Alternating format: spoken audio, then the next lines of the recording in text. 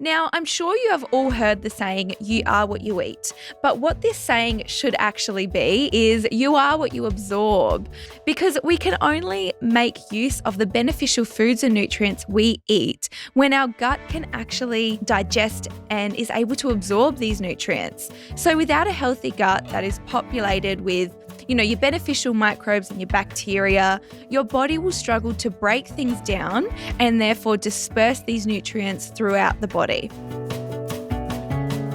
Hey guys, welcome to the Happy Way podcast, your go-to place for all things fun, happiness, well-being, growth, trust, and diversity.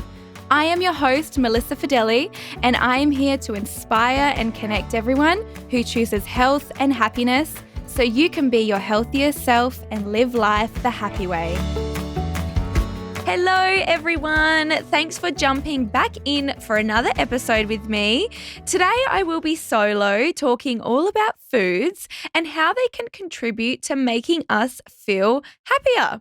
So at Happy Way, we are all about happiness. It's in our name, it's what we stand for, and everything we do and create is to support your overall feelings of happiness. So today I thought I will focus on all the nutritional aspects that contribute to us feeling good from the inside out. Now, our nutritional habits really are the foundations to how we think and how we feel. Everything we put into our bodies plays a significant role in our emotions as well as our energy and physical strength. We can really enhance so many areas of our life by really focusing on what we are nourishing our body with. I've said it before and I'll say it again. It's so good to think of food as something that has a direct exchange with our body. What we put in, we will get out. So if we are nourishing our body with wholesome, vibrant, and nutritious foods, we will be feeling our best compared to the times when we feed our body and mind with fast, junk, and processed foods. So what I wanted to do today was touch on my top 4 nutritional habits that can really support you to feeling happier and healthier. So let's get straight into it. Now, the first point that I want to touch on is supporting your gut health. So, as I've said previously, the gut really is the core of everything. So, it's the best place to start when wanting to, clean up your health and support your body and support your mind. So always start with the gut. Now, not only does a healthy gut support digestion and absorption of foods, which then disperses beneficial nutrients, including all the amazing vitamins, minerals, and antioxidants we get from food around the body, but it also produces neurotransmitters such as our serotonin and our dopamine. Now, approximately 90% of our serotonin, which is our happiness hormone, is made in the gut. Now, 90% is a huge percentage. So this just really highlights how important it is for us to ensure our gut is healthy, because that will actually lead to us feeling happier. Because if our gut is healthy, we're going to, be supporting the production of our happiness hormone, our serotonin. Now, I'm sure you have all heard the saying, you are what you eat. But what this saying should actually be is, you are what you absorb. Because we can only make use of the beneficial foods and nutrients we eat when our gut can actually digest and is able to absorb these nutrients. So without a healthy gut that is populated with your beneficial microbes and your bacteria, your body will struggle to break things down and therefore disperse these nutrients throughout the body. So you could be eating all of these great things, but if your gut is not in a good place, it's going to really struggle to break down these nutrients and then absorb them within your body. So we really want to look at supporting your gut health to therefore be able to absorb the foods and the nutrients that we eat. So how do we fix this to ensure we are absorbing all that goodness from whole foods? Well, I want to really focus on improving gut health and really focusing on your digestive process. So the first thing we want to work on here is figuring out if you have low stomach acid. And if you do have low stomach acid, then working on adjusting those levels. Now, low stomach acid is a trigger for poor digestive function because food and nutrients can't be broken down. They just sit in your stomach and cause a bacteria to kind of just keep building up. So this means you won't be getting all those great benefits from the food that you're eating. And it can also lead to bloating and reflux and lots of different other common digestive disturbances. So a great way to work on kind of adjusting and supporting this is the first thing through whole foods is just taking like a tablespoon of apple cider vinegar, diluted in some water before each of your main meals. So for breakfast, before lunch, if you do have a big meal, and definitely before dinner. Now, if that is just not for you, because I know that apple cider vinegar can be super strong, and I'm sure if there are any dentists listening, they will say, no, don't do that because it can be quite harsh on your teeth enamel.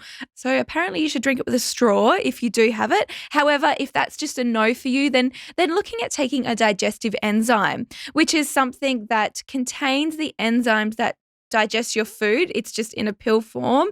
So it really helps you along with that process and helps you break down your food, which is essentially what your stomach acid does. Now, you can get this from a nutritionist, from a naturopath. You can go to a chemist and they will have them there, or a health food store. So if that's something that you're having issues with and you believe that's a problem for you, then digestive enzymes are a really great place to start. So this is particularly important when you're eating large meals and foods that contain red meat and protein, because your body needs a lot more energy to actually digest and break down these sorts of foods. So when you are eating those foods, you're having maybe steak for dinner, look at incorporating either your apple cider vinegar, something also like a rocket salad is also a really nice way, more of a gentle way, or your digestive enzymes before having meals like that, just to really support that stomach acid and support that digestive process. Secondly, really reduce your stress levels and start looking at ways to manage stress better in general. So stress is a huge factor to take into consideration when it comes to gut health and digestive health. So adopting a stress management routine is super important. Now, this I find is something very individual because we are all so different and require very different methods of stress relief to feel calm and at peace. So what I mean by this is that some people may enjoy doing a cardio class as a form of stress relief. They may go sweat it out, they may go for a run, and that's their form of stress relief. Whereas someone else may prefer to sit in a calming meditation or, write about their day or sit in the backyard, sit in nature. Everyone is so different. We all find peace in different things. And I could list off things that I find peaceful, but that may be different for you. So it's finding the practices that you genuinely enjoy doing, that after you do them, you feel this sense of calmness, sense of peace. That for you is your stress relief. So find that and really adopt that practice daily into your routine. So, do something that is going to help you reduce and manage your stress better every day, because we're always going to have things popping up every single day that are going to cause stress, that are going to disrupt our nervous system.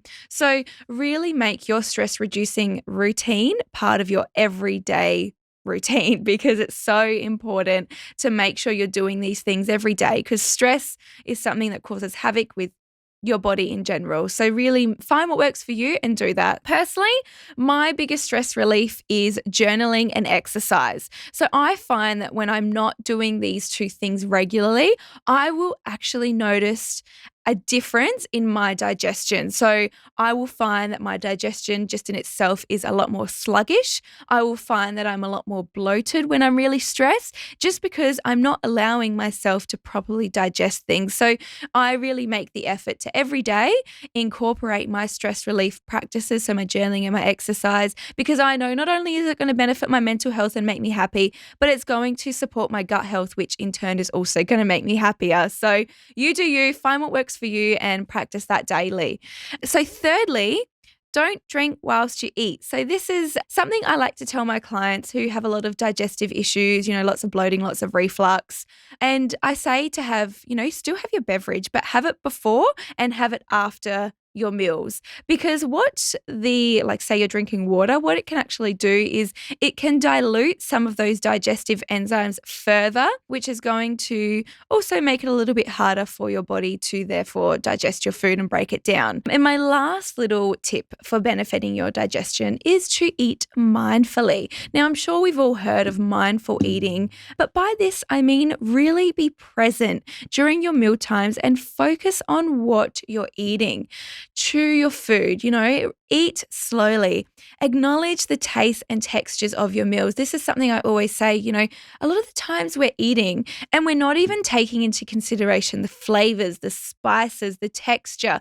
Eating mindfully just makes you aware of all of these things, and it actually makes the whole process of eating so much more enjoyable because you really become in tune with yourself and your food. It is so easy to just get distracted, while we're at meal times. You'll go on your phone, you'll be scrolling and eating, you'll be watching the TV, or you're someone who maybe like makes their meals and then eats on the run. You're constantly on the go, but this is really not doing any favors for your digestive process at all. Mostly because you're going to be scoffing down your food and you're not allowing the natural digestive process to properly take place. Digestion doesn't start in the gut, it starts in the mouth. By chewing your food, you start the digestive process, therefore making it easier for your gut to actually break down the food even further. So chewing is your first kind of digestive process. That's where it starts, in the mouth. Now, I'm not going to tell you to do something ridiculous like, every mouthful you need to chew it 50 times and you need to count that, because that is ridiculous and no one has time for that and no one is going to stick to that. But just be present and be in the moment and eat slowly. I just find that if you take away distractions, you take away your phone, you take away the TV, and you're just there and you're mindful and you're eating your food and you're trying to kind of, pick what flavors you can taste or what textures are on your plate, then you'll actually just naturally just chew your food more because you'll be more in the moment. So become one with your food. I know that sounds very woo-woo, but, enjoy the process. We're so lucky to have beautiful, amazing foods and, we need to learn to actually enjoy them, and eating mindfully is the best way to do that. And, in turn, it's going to benefit your digestion, which is going to make you happy. So that's what we want. So I'm going to move on to my next point now, and that is to eat adequate amounts of protein. So our neurotransmitters, which are our brain chemicals, are made up of amino acids, which are the building blocks of protein. So without adequate amounts of protein in our diet, we will not be providing our body with those amino acids to support the production of neurotransmitters such as serotonin and dopamine, which are all super important to us feeling happy and healthy.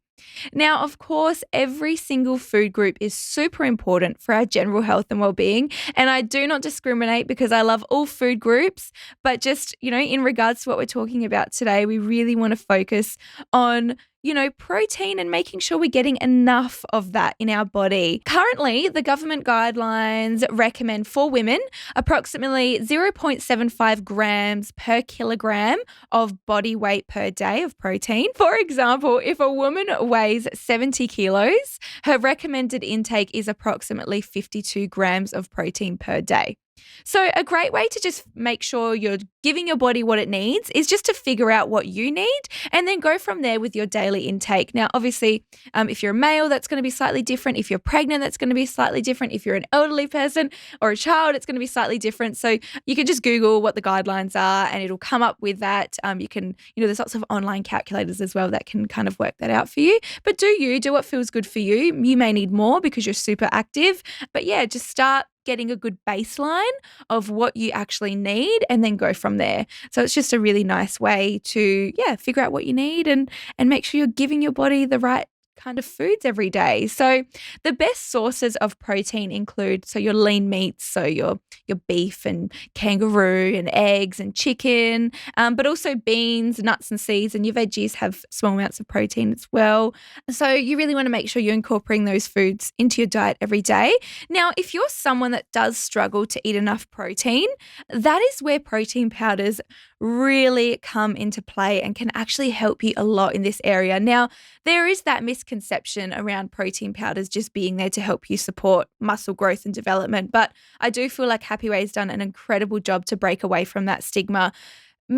Protein is a incredible macronutrient that we require lots of, and a protein powder just helps you get there. It is a great way for you to reach your protein requirements without making it too difficult. It's super convenient, super easy way to have it. And yeah, it's not just for building muscle. Yes, it does absolutely assist in that area, but it is also just a great way to meet your requirements daily. So if you're someone that struggles eating protein, then get on a protein powder and have that daily.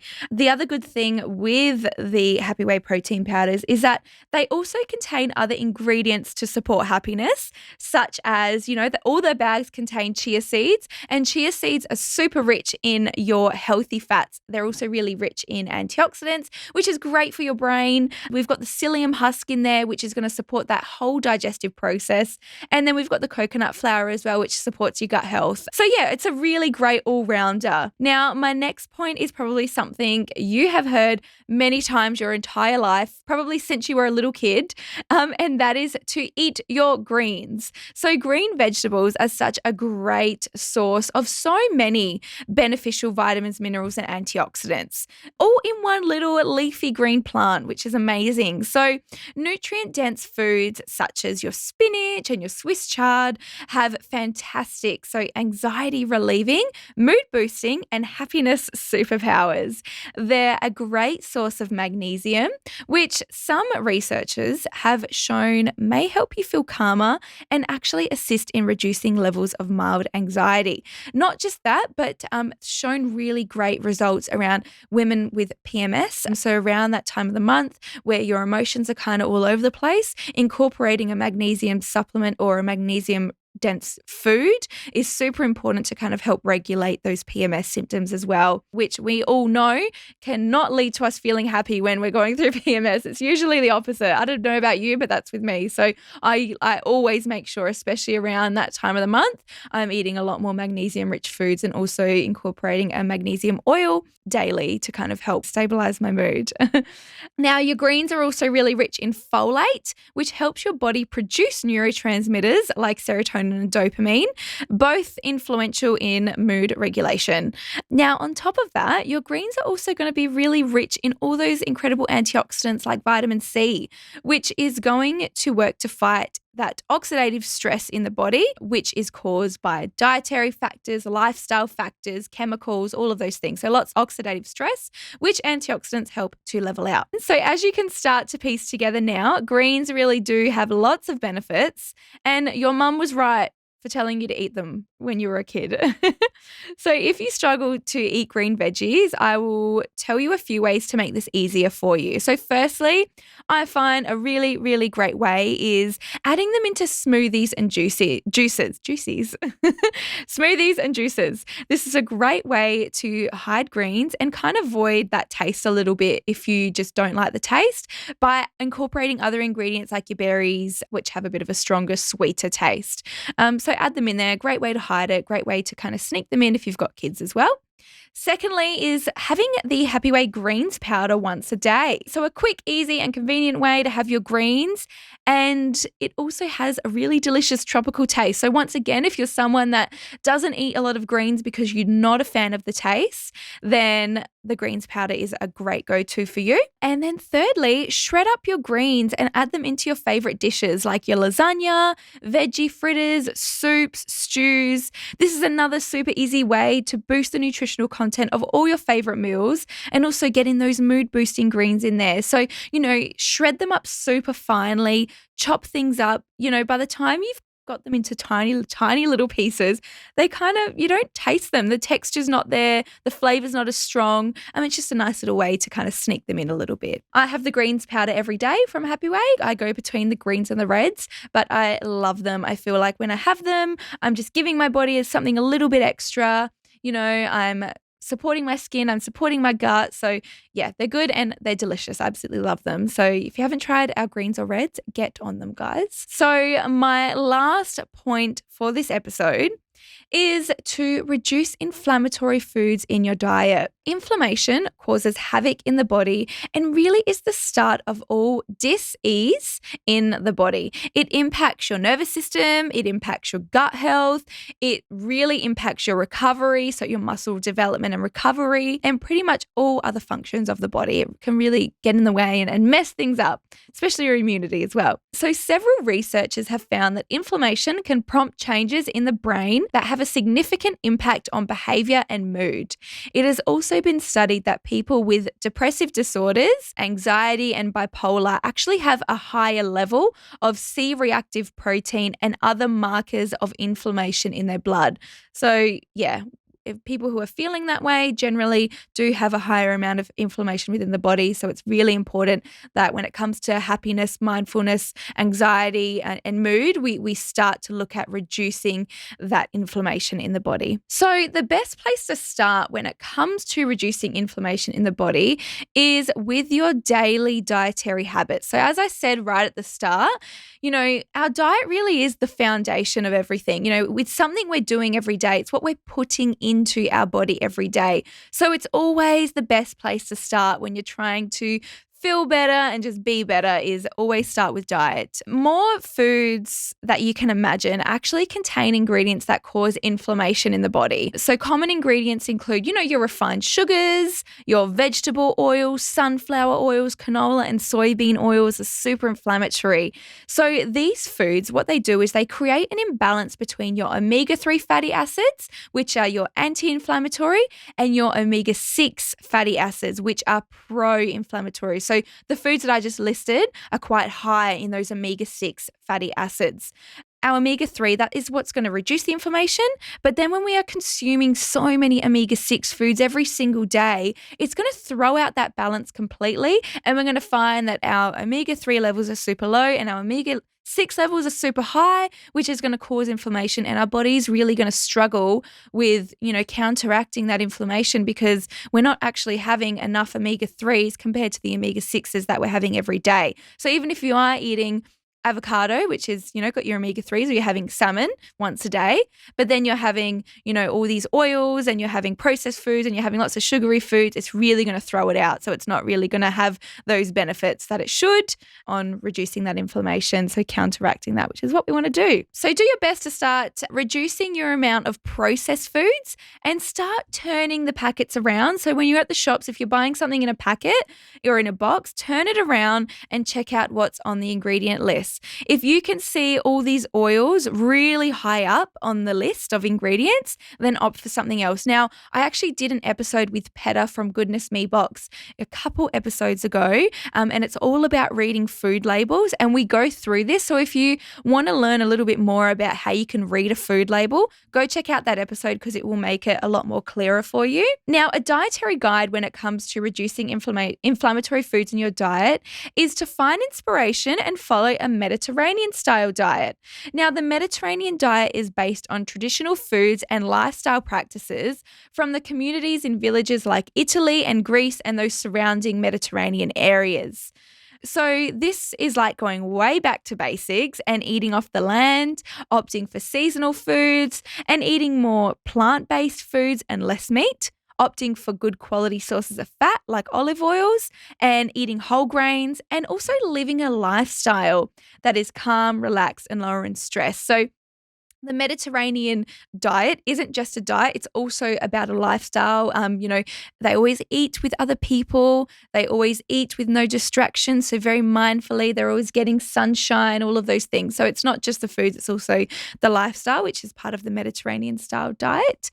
So the Medi diet is packed with potent anti-inflammatory foods, and generally a lot of these are seasonal as well, so you're getting that higher nutrient quality of them as well. So a number of studies have shown it can lower inflammation, ease depression and anxiety, and improve your mood. So it is a great place to start when wanting to increase those levels of happiness and reduce inflammation in the body. So that's just a good little guide. If you are someone that feels like, okay, I'm eating a lot of these processed foods, eating a lot of these omega-6 fatty acids. I want to start opting for a lower inflammatory diet. I'm feeling like I'm not very happy at the moment, that I'm super anxious or feeling quite depressed, then a Mediterranean diet is a good place to start. Not only that, but it's going to have those pro and prebiotic foods in there, which are going to nourish your gut. So a really good starting point for you. Okay, so that's pretty much all I'm going to go through today. So they were my 4 points. So just to summarize, support your gut health. First and foremost, always support your gut health. Eat adequate amount of protein. Eat your green vegetables and, of course, reduce inflammatory foods in your diet. So they're my 4 tips for improving your mood and nourishing your body with foods that are going to make you happy. So I hope these tips are a great start for you to start making positive changes that will lead to you feeling happier and healthier.